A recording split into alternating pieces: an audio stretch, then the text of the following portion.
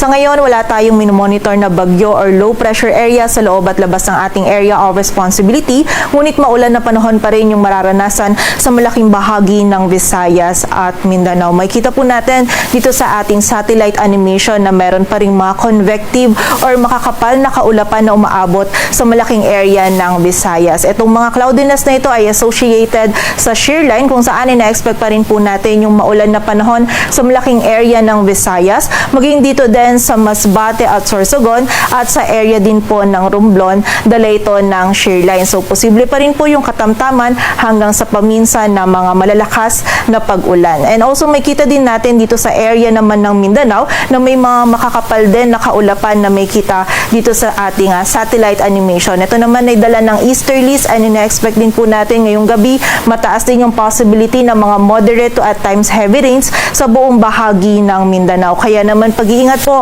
para sa ating mga kababayan sa posibilidad ng mga pagbaha at pagguho ng lupa. And also dito naman sa malaking area ng Luzon ay apektado pa rin ng amihan or umiiral pa rin ng amihan. Ina-expect pa rin po natin magiging bahagyang maulap hanggang sa maulap yung ating kalangitan.